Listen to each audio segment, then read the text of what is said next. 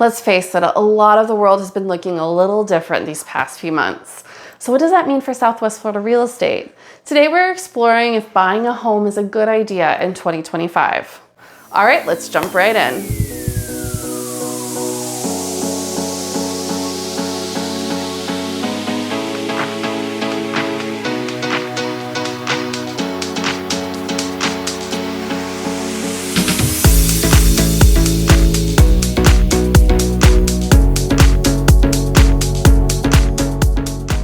Hi everyone, it's Chelsea here from Gather Home Group with Keller Williams, Fort Myers and the Islands, bringing you another segment of living in Southwest Florida. Is buying a home in Fort Myers, Florida a good idea in 2025? I'm having conversations practically daily of people asking me this question. Fort Myers does continue to be an area where new residents are coming in, particularly retirees and families drawn to our coastal charm and relatively affordable cost of living, especially in comparison to other larger cities. There's lots of reasons why Fort Myers and our surrounding communities would be a place of interest for buying. I think it's no secret that we've been long celebrated for our sunny weather, our beautiful beaches, and our vibrant community. As we navigate through 2025, potential home buyers are keen to understand whether or not investing in this region is a prudent decision. Let's dive into the current housing market trends, some economic factors, and environmental considerations that could influence this decision. Let's start with the numbers to take into consideration. The median sales price in Lee County currently stands at $380,000, reflecting a 10.4% decrease compared to the previous year. Keep in mind that this is still well above the 4% historical appreciation trend line from pre-COVID. So what we're seeing is basically a return to normalcy, a return to the pre-COVID world. Homes on average now, days on market, are averaging around 49 days on market, indicating more opportunities for buyers. And Lee County had 13.1 months of inventory in January. What that means is if we stopped listing houses, it would take us 13.1 months to sell out. It also means that we are deeply into a buyer's market, given that the balanced market would be 4 to 6 months of inventory. There has been a 3.6% decline in the number of homes sold year over year as of January, suggesting that there is a cooling from the frenzied activity of prior years. In other words, it's less likely to have bidding wars. The influx of these demographics supports sustained demand in the housing market. However, it's essential to consider the broader economic landscape. It's worth noting that insurance costs are stabilizing now, with more carriers moving into the area as well. And let's discuss those interest rates too. While those who bought their home in the pandemic may be holding obscenely low interest rates, current interest rates have come down from the past few years, which is making them a little bit more favorable to prospective buyers than they would have been in the past 2 years. So for those who've put off the move, they know that they've been needing to make, it is easier now to get more favorable interest rates since March of 2023. I'm sharing these metrics and that they suggest a shift towards a buyer's market. For buyers, buyer's markets are good. They offer the opportunity for more negotiating power and a wider selection of properties that might fit the bill. Think back to the Big Short of 2008 and the subsequent lows of 2009, 2011. How many people bought during the uncertain low period and came to appreciate the appreciation they saw? And again, during the early stages of COVID, when others were afraid to act, hundreds of thousands of dollars in equity were gained for some people who jumped in during the hardest of times because they could. The same trend rings true in the stock markets. Buy when it's low so you can raise with the stock. Same with the housing market. If you can, then don't let the lower periods scare you, because that is when the biggest rewards can be earned.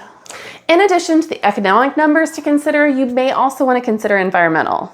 Now, I mean this on a few levels. Yes, part of it's hurricane and climate risk. The region has had an increase in hurricanes over the past several years, and while I do think that it's something that has to be discussed as part of the good idea or not decision-making process, I also think that weather changes are happening all over, not just here. And I also think that there are ways of mitigating risk. Concrete block homes or ones out of flood zones would be a good place to start. But I'm not just talking about the coastal areas and the coastal environment, but that I'm also a big believer that life happens and there is an intrinsic value to living the life that you want to lead.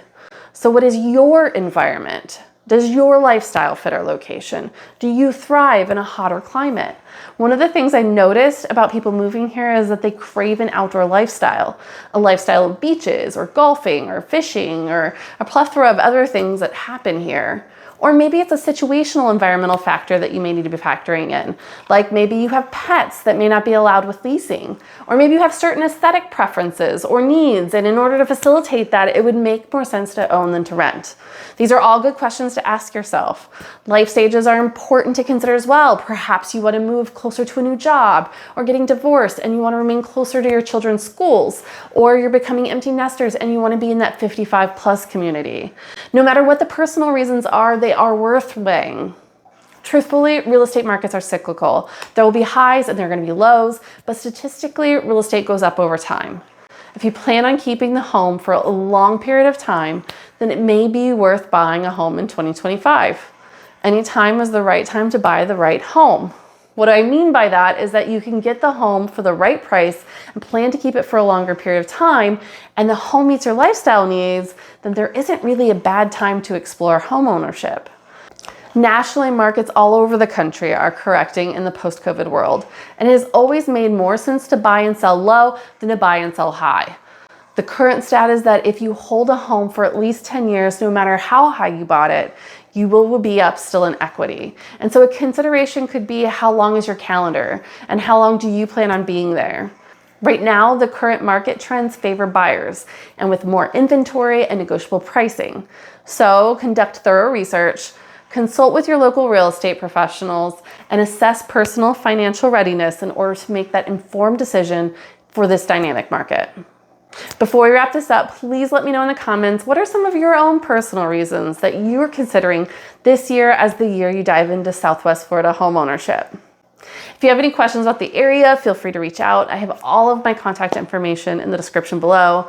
Included on that link tree down there is the 96-page moving guide to moving to Lee County, as well as the direct access to MLS, so you can go ahead and search for homes on your own, or you can contact me and pick my brain and we can discuss the ins and outs of your own personal situation. And we can do that on video calls, which are my personal favorite. I love seeing you guys, and I like discussing what your needs are and whether or not Southwest Florida is going to be a right fit for you.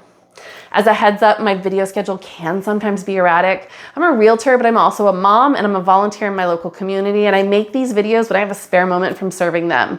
So I really recommend that if you like videos like this, then don't forget to hit the subscribe button so that you'll be notified when I drop another one. Also, YouTube likes me more. Also, we do post pretty much on social media daily interests like weekly articles of information that you may find handy and give you some insight as to what life in Florida looks like. As always, we really appreciate it when you hit a comment, leave that comment, and hit the like button, subscribe button, and notification bells so that you'll be notified when we drop future videos of what life in Florida looks like. Thanks so much for watching. Until next time, I wish you much health and happiness.